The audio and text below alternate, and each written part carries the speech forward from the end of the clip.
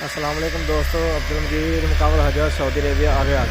माशाल्लाह जी काम चेक करो, मुंडिया ने कल काम इतने शुरू किया ही तो अज इंशाल्लाह जो ना बिल्डिंग फाइनल हो गई अंदरों।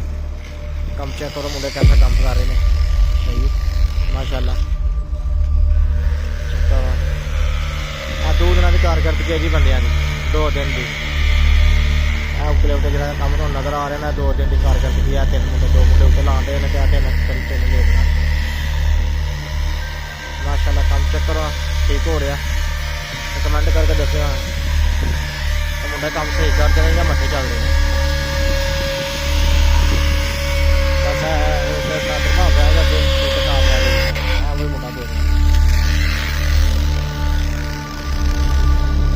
2 दिन पहले वीडियो अपलोड की थी, आज उस बाद इंशाल्लाह अपलोड हो रहेगा जी। बाहर सूट का काम इंशाल्लाह भी 2 दिन के अंदर जो ना सने गुरफा साफ सफाई मार के कंप्लीट हो जाएगा इंशाल्लाह। तो पिछले पासे चेक करो काम कैसा होया।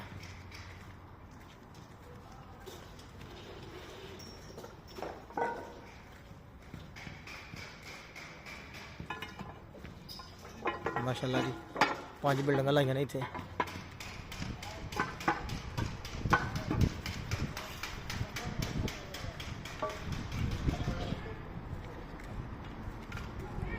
पांच बिल्डिंग पूरी हो गई, बस 2 दिन का काम बाकी रह गया इंशाल्लाह।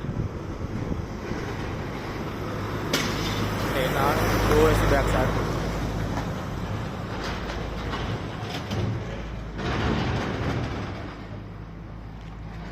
वीडियो अच्छी लगे लाइक करें, कमेंट करें और शेयर करें।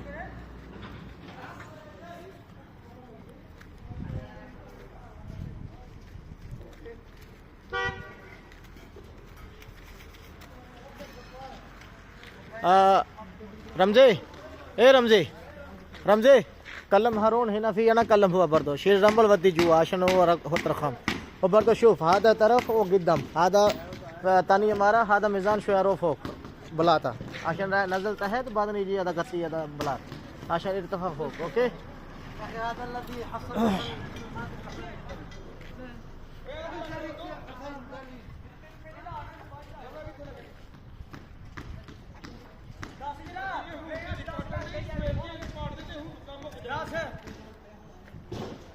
चलो चलो चलो चलो शाबा शाबा।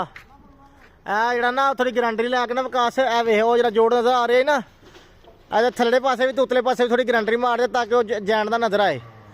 विकास वो गारंटी जरा हूँ लाया